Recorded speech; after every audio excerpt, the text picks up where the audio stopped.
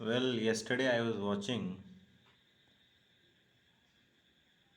a serial on TV.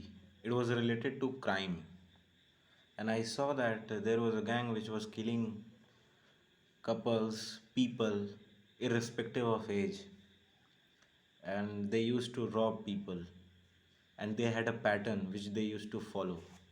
And I saw that, and I felt that what on earth they have been doing? Why are they killing?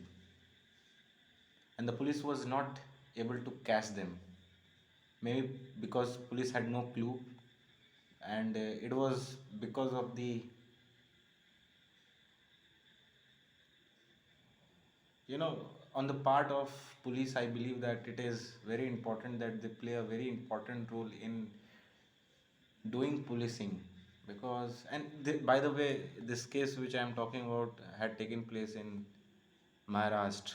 So there was series of murders which had taken place in Maharashtra.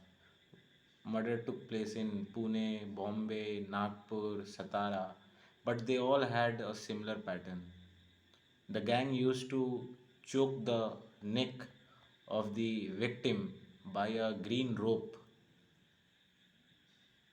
and they used to rob, and they did it a lot of times, and it is not clear as how much did they rob, but the estimated amount was calculated, and it was found to be around 2 crores. So 2 crores rupees were robbed in Maharashtra alone, and this all events which took place within the period of 1 year. So I was eating and I was having my dinner, and my mother was also beside me, and she was also watching, and she was regularly telling me that what are you doing? Why are you watching such stuff? What will you get? I told my mom that look, in order to catch the criminal, you need to be like a criminal. You need to have a criminal mind. The only difference between a criminal and me is that I do not commit such crimes. I try to use that kind of brain or ideas to catch them. So I do this to protect the society, and they do what? They harm the society. This is what the basic difference between them and me. I am working for the welfare of the society, and they are harming the society. They are not putting up an example which will be quoted by anybody after 2 or 3 decades. But I will be remembered. I will be remembered for my work. And this is what service is called: service to the nation, service to the people. Even Vivekananda had said once that service to the people is equivalent to service to the God. So whatever profession I am into, it doesn't matter. If I am putting my 100%, then I believe that yes, I am doing service to the God, and service to the God is the biggest dharma that has been prescribed by the scriptures. This is what we have been taught. When I was a small kid, I used to study moral science in class 3rd back in 2009, and the book had topics, but I did not understand the meaning of those things back then. I used to think that why these things are being taught. Why were they being taught? I didn't know. But now, when I have grown up, now I go out, I meet people, I interact. So I believe, and I have come to the conclusion that yes, morality is something which is a requirement if you want to be on the right path. So the path is very important. It is up to us to decide whether we want to take the right path or the wrong path. Where we will go, we don't know. But what kind of path one chooses, that can be selected, and there is a right to choose. There is a choice, an option available to everybody. And I believe that everyone should definitely use that, because ultimately it is the choice which is going to decide what will be our future. So not 100%, but yeah, partially it is up to us. One cannot deny that. This cannot be denied at all. This is what I believe. Even the Prime Minister of India, she knew. I'm talking about Mrs. Indira Gandhi. She had the intention to serve the people of India and she did that. But where did she go wrong? Had emergency been done, had emergency been applied, but she applied emergency. And what happened in the period of emergency? A lot of people who were the political opponents, said political opponents of Mrs. Indira Gandhi, they were caught and they were put behind bars.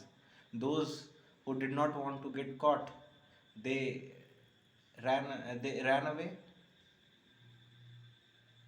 They remained underground. And the current Prime Minister of India was also underground for a long period of time during the emergency, because at that time he was a worker for the organization called RSS. RSS was declared illegal, though in the constitution it is mentioned that everybody has the right to form an association. But the government of India then did not consider RSS as a organization. They considered it as a body which was working against the interest of the people of India. It was considered as a situation where at one end there was the state and at the other end there was RSS. So there was wrong presentation of the situation. People were there who understood this very well, and that's why there was heavy opposition. She was opposed. What she did, it was not applauded. She was condemned, criticized, and some people, even today, who are alive and who were alive back then, who had seen such things taking place, they say that that was the black chapter of Indian democracy. That to that extent, people went and spoke those things. Black day in the democracy of India. So I believe that choice is something which is very important and one cannot tend to ignore it. Because if you think that choice is something that is thrown somewhere or lies in the corner, then I believe it is wrong. A wrong idea has taken over the mind of a particular person if somebody thinks in that manner. Now, to be frank and to be straightforward to the point, what I am trying to say is this, that choice is something which will change the course of future, because what we do in present decides the future. Now you might be thinking that why am I speaking about this? Because opportunities are a lot. What we need to do is that we need to choose the right one. Yesterday I told that I will be talking about geopolitics.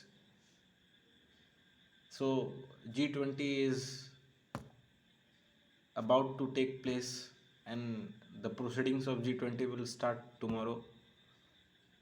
So 20 countries are participating in the meeting.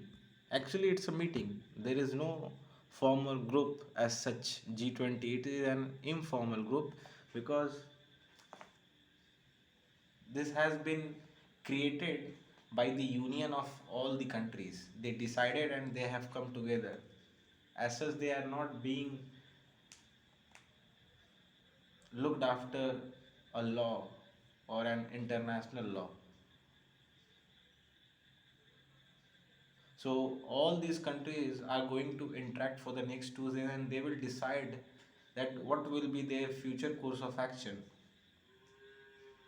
They will be talking on defense, trade, commerce, terrorism, poverty, employment, defense corporation, defense production, conflicts which are going on, because the hot potato of the day is going to be Russia Ukraine conflict.